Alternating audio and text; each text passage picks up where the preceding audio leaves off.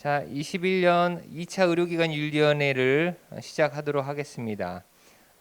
간사는 성원 보고를 해주시기 바랍니다. 네, 금번 2차 심의의뢰 제적위원 총 9분 중에 참석위원 7분으로 과반 이상 위원분들이 참석하여 성원이 충족된 상황입니다. 회의 진행에 앞서서 주의사항을 말씀드리도록 하겠습니다. 그 의학 용어는 최대한 평이한 단어로 바꿔서 말씀해 주셨으면 좋겠고, 토론을 하실 때 다른 분들의 의견을 최대한 끝까지 들어주시고 본인의 의견을 말씀해 주셨으면 좋겠습니다.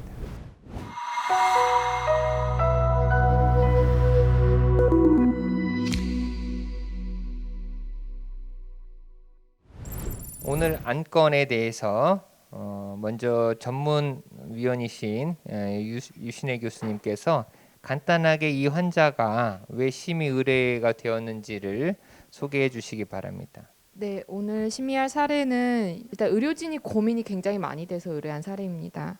그러니까 요지는 트라케오스토미를 지금 진행을 해야 하냐, 환자 상태를 가족들은 이제 연명으로 중단 결정을 요청하는데 이런 상태를 그렇게 볼 수 있느냐 하는 부분도 좀 있는데, 사실은 저희가 이제 제일 고민을 해봐야 되는 거는 법적 윤리적인 거 다 고려하지만 이 환자한테 최선이 뭘지에 대해서 조금 논의하는 부분이 중요할 것 같습니다. 오늘 사례에 대해서 간사가 조사해 온 바를 간략하게 브리핑하여 주시기 바랍니다. 네, 금번 2차 심의 의뢰된 심의 안건은 신경학적 예후가 불량하나 아직 내사는 아닌 환자의 치료 중단 요구와 관련된 심의 의뢰였습니다. 의뢰 경위는 의식 저하로 응급실 경유하여 뇌출혈과 뇌실내 출혈에 대해 응급 수술을 시행을 하고 중환자실 재원 14일째인 78세 여자 환자입니다. 현재 내사 기준에 부합하지는 않으나 자발 호흡, 뇌관 반사 없는 상태이고 의식 불명 상태로 신경학적 예후는 매우 불량할 것으로 예상됩니다. 의료진은 인공호흡기 이탈이 어려워 기관 절개술 시행에 대해서 가족과 논의를 하고자 합니다.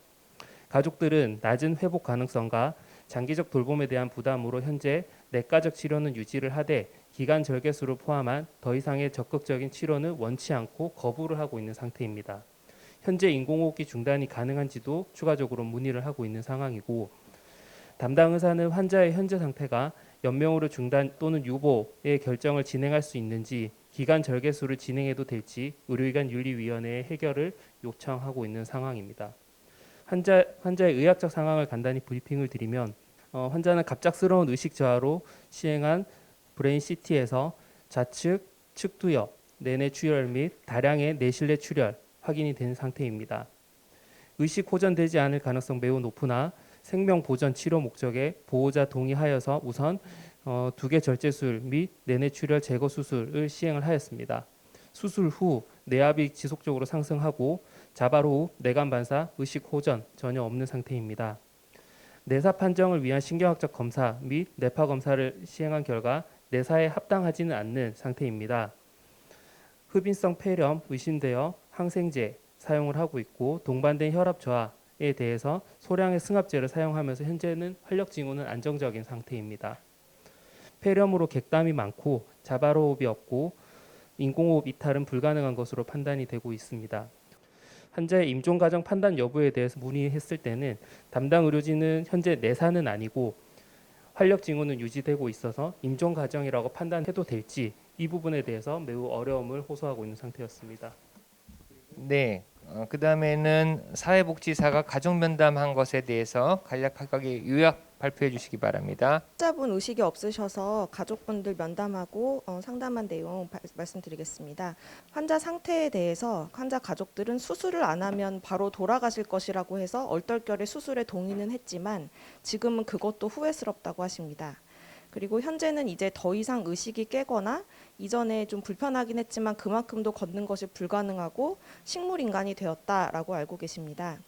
그리고 기관 절개를 하고 나면 그 다음에는 절대 되돌릴 수 없다라고 주변에서 많이 들었고, 목을 뚫는 기관 절개술은 환자에게 매우 고통스러울 것이라고 생각하고 계십니다. 환자의 평소 의사를 좀 추정해 보고자 질문을 드렸는데, 남편에 의하면 환자와 이런 생애 말기 치료에 대해서 이야기를 나눠본 적은 없지만 환자는 평소에 겁이 많아서 병원 다니는 것도 무서워했고 주사 맞는 것도 싫어했었던 것을 봤을 때 이런 중환자실의 침습적인 치료를 원치 않았을 것이라고 생각하고 계십니다.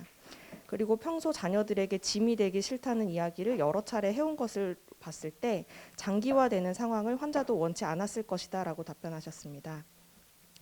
치료에 대해서 가족들의 의견은 환자의 가족들은 돌봄 부담을 염려, 그리고 경제적 비용 부담, 그리고 환자의 고통을 생각했을 때 더 이상의 침습적인 치료는 유보하기를 원하고 현재 치료를 유지하다가 여기서 나빠져서 돌아가시면 그것 또한 어쩔 수 없다라고 생각하고 계십니다.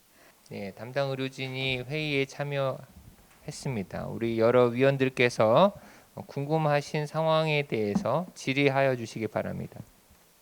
지금은 이제 자발 호흡이나 내관 반사가 없는데 혹시나 이제 이 뇌압 상승이나 내부종이 호전이 된다고 하면 이런 자발 호흡이나 내관 반사가 호전될 여지가 있을지 그게 좀 궁금합니다. 회복 가능성은 없는 것으로 생각됩니다. 지금 바로 떼달라 이렇게 가족들이 강하게 요구하는 것보다는 가능하면은 중단도 할 수 있는 거냐 이런 정도로 물어보는 건가요?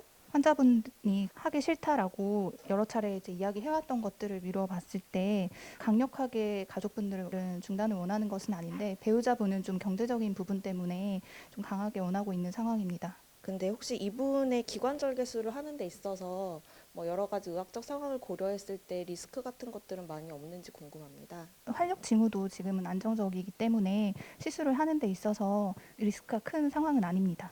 의뢰자는 퇴장해도 되겠습니다. 네, 감사합니다. 위원분들께서 자유롭게 의견 개진을 해주시기 바랍니다. 저는 사실은 이제 이게 자발 호흡이 돌아올 여지가 없다고 하면 결국에는 인공호흡기가 없으면 바로 임종을 할 상태이기 때문에 지금 인공호흡기를 달고 있는 것 자체가 연명 의료를 하고 있는 게 아닌가라는 생각을 좀 했습니다. 이제 물론 이제 그 외에 다른 것들이 너무 안정적이라고 하면 조금 고민이 되기는 하겠지만 임종 과정이라고 판단할 수도 있지 않을까요? 결국은 인공호흡기를 유지한 상태에서 바이탈이 안정적이면은 그걸 전제로 임종 과정이 아니라고 판단을 하시는데 결국 의식 저하로 인해서 호흡 반사가 없고 상기도 유지도 안 되고 스스로 객담 배출도 되지 않고 그럼으로 인해 폐렴이나 객담에 의한 질식이나 폐허탈 같은 것이 되는 과정 자체가 임종 과정이라고 판단을 하고 저는 환자의 최선의 이익을 반하는 행동이라고 생각을 합니다. 이게 제가 아까 쟁점에서도 이제 말씀드렸던 부분이 의료진이 되게 고민하고 있는 케이스인데 두 위원들께서는 그러니까 고민되는 부분은 있을 수 있지만 임종 과정이라고 판단하신다 그랬는데 저희가 지금 법에서는 담당 의사 2인이 임종 과정 판단을 하게 되어 있고 또 위원회가 임종 과정이냐 아니냐를 뭐 판단을 해주는 그런 거는 아니잖아요. 그리고 가족들은 지금 아까 말씀하신 그 뒤에 삶의 질이 굉장히 나쁠 것은 오히려 약간 예견을 하고 있고 그거를 원치 않아서 트라케오는 안 하고 싶지만 아직 지금 중단할지에 대한 결정은 못한 상황인 건데 여기서 약간 저희가 임종 과정이냐 아니냐를 저희가 예를 들어 뭔가 컨센서스가 이루어진다고 하더라도 담당 의료진이 그냥 저희 의견을 따르기만 할 수 있지는 않은 상황일 것 같고 그리고 그걸 목적으로 의뢰낸 건 아닐 것 같아서 조금 임종 과정인지 아닌지를 다 떠나서 보더라도 이분의 최선의 이익에 트라케오스토미가 정말 부합하는지 아닌지를 조금 논의해 보는 게 필요할 것 같기는 한데요. 하지만 가족들이 이렇게 요청을 하고 있는 상태에서 어떤 게 가장 최선일지 위원회 차원에서 혹은 병원 차원에서 같이 좀 논의를 해줬으면 좋겠다고 의뢰를 하게 되었습니다. 위원장인 제 생각도 의료기관 윤리위원회의 목적이 권고만 해주는 정도의 위원회인데 그것을 답을 찾아서 이 사람은 임종 과정이 아니냐라고 먼저 답을 내려주는 거는 좀 지금 수준에선 적절하지 않아 보입니다. 사실 제가 이제 이게 임종 과정이냐 아니냐를 말씀을 드렸던 거는 이제 만약에 그거를 이제 결정을 한다고 하면 이 기간 절개술을 할지 말지도 저는 조금 달라진다고 생각을 했거든요. 그러니까 이게 만약에 임종 과정이고 만약에 중단까지 고려를 하고 있다고 하면 이런 반대를 이제 무릅써 가면서까지 저는 하진 않을 것 같고 기간 절개를 하느냐 마느냐를 논한다고 하면 이게 목에 관을 꽂고 있는 것보다는 차라리 기간 절개술이 훨씬 더 환자한테는 고통이 적고 그리고 만약에 이제 좋아진다고 하면 이건 다시 막을 수도 있다라고 설명을 하고 저는 기관 절개술은 진행을 할 것 같습니다.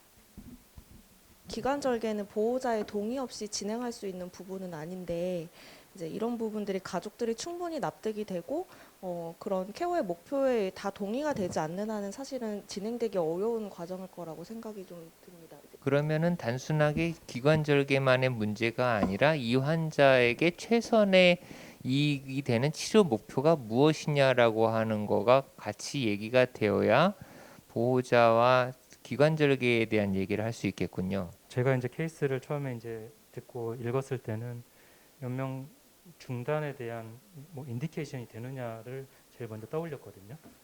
연명 치료 중단을 원하는 가족 보호자가 있다 하면 메디컬 인디케이션이 되는지가 중요할 것 같고요. 아마 그 면에서 호흡기내과 교수님들께서는 의견을 좀 주신 걸로 생각이 되고 저도 그 의견에는 동의를 합니다. 그리고 기관절개술을 결정함에 있어서도 사실 최선의 이익 그게 연명치료 중단하고 다 어쨌든 같은 목표를 가지고 있다고 생각을 하고요. 말씀 주셨지만 사실 장기적으로 굉장히 예후가 안 좋을 것으로는 생각이 되고 일반적인 생활을 영위할 수 없는 상태로 아마 지내실 가능성이 매우 높다고 생각이 되고요.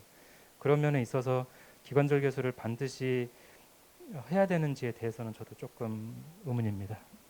네, 추가적으로 이제 저희가 의뢰자를 면담을 했을 때 기관 절개를 하면은 이제 그 이후에 환자의 삶의 질도 함께 고민이 되어서 기관 절개를 하게 되면은 의식 호전 없이 가족들에게 요양을 받으면서 살아야 되는 그런 삶의 질을 충분히 고려를 한다면은 기관 절개를 한번 하면은 더 이상 이제 철회를 하기 어려운 시점이어서 그 부분이 고민스러워서 저희 쪽에 의뢰를 하시게 되었습니다. 알겠습니다.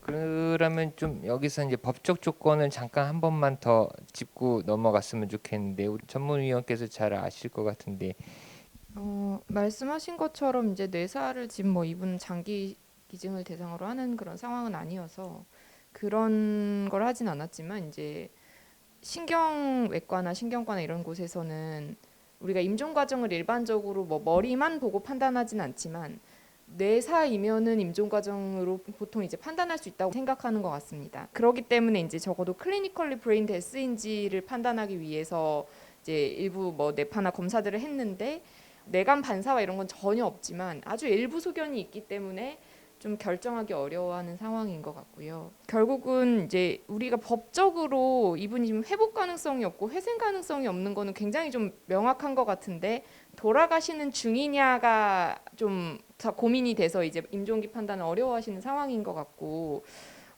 법적 임종기 정의를 만족하냐 안 하냐보다 의학적 그런 정보를 가지고 저희가 삶의 질과 생존 기간과 이런 그다음에 앞으로 생길 수 있는 뭐 폐혈증이나 다른 여러 이벤트들까지 다 좀 고려해서 판단을 하고 목표를 설정하는 게 중요할 것 같습니다. 위원분들께서 이 환자의 최선의 득이 되는 것이 무엇이다라고 좀 한번 본인 생각들을 돌아가면서 얘기해 주시면 어떻겠습니까? 의학적 적응증은 현재 상태에서 인공호흡기랑 대비했을 때는 조금 더 나을 것 같다는 생각이 들긴 하는데요. 이 관을 물고 있는 것보다는 절개를 해서 관을 가지고 있는 게 조금 더 용이한 부분들이 있을 것 같고, 근데 이제 환자의 추정 가치가 좀 고민되는 부분인데 환자가 뭐 명시해 놓은 부분은 전혀 없고 가족이 추정하는 부분들이 있는데 가족이 추정하는 그런 부분들은 상당히 조금 일관된 방향으로 추정을 하고 있는 것 같고 환자가 이제 전혀 의식 회복이 없는 상황에서 기계 유지해서 사는 삶을 계속 지속하길 바랬을 것 같냐 아니냐에 대한 질문일 텐데 가족들이 얘기하고 있는 것들이 어느 정도 환자의 좀 추정 가치를 대변을 해줄 수 있다고 생각이 되긴 합니다. 기관절개를 해서 계속 살게 될 때 삶의 질은 아주 떨어질 거라고 생각이 되고요. 근데 이제 경제적인 부담을 얼마나 받아들여야 되냐 이런 것들을 위원장님이 얘기하셨는데 이 경제적 부담이라고 하는 게 결국 이 병원에서 만약에 뭐 기관절개를 하고 퇴원하고 나서 그 뒤에 모시다가 가족이 도저히 안 돼서 환자를 뭐 그냥 이렇게 병원에 안 데려가고 돌아가시게 했다. 그럴 때는 당연히 환자의 삶의 질이나 기간과도 연관이 될 수 있는 부분이기 때문에 저희가 좀 당연히 판단하는 데는 같이 고려를 해야 된다고 생각을 합니다. 저는 이제 종합적으로 보면은 사실은 좀 고민은 되지만 이렇게 환자가 의식이 없는 상태로 계속 기계에만 유지해서 사는 삶을 환자도 가족도 전혀 원치 않는 상태에서 지내는 거에 대해서는 최선이 아니라고 생각하기 때문에 기관절개는 좀 최선과는 좀 거리가 있다고 생각을 합니다. 여러분들께 좀 이 자리에서 고민해 주십사라고 부탁드리는 건 네 가지 기준입니다. 하나는 의학적으로 적응증이 되느냐 이 환자에게 라고 하는 의학적 측면을 고민해 주시고, 두 번째로는 지금 이 환자가 사전연명의료 의향서나 이런 거 기록을 남겨둔 게 없습니다. 환자의 선호도를 신뢰성 있게 추정할 수 있는 상황인지를 한번 고민해 주십시오. 세 번째로는 그 보호자분들이 계속 경제적 부담에 대해서 얘기를 하시는데, 그래서 환자의 그래서 경제적 요인을 좀 포함해서 삶의 질에 대해서 한번 고민해 주십시오. 이 사람 기관절개나 치료 목표를 잡는데 최선의 이익이 되는 게 뭐겠는지. 네 번째로는 아까 말씀드린 그 경제적 요건을 포함해서 우리가 좀 모르는 가족들 사이의 다른 어떤 관계라든지 이런 맥락적 특징들이 혹시 참고할 만한 것이 있겠는지, 경제적 요인까지 포함해서 한번 고민을 좀 해주십시오. 이제 의학적 적응증 측면에서 보면 현재는 어쨌든 기계 환기 유지를 위해서 그런 기도를 확보하는 것은 필요합니다. 현재 지금 기도 삭감된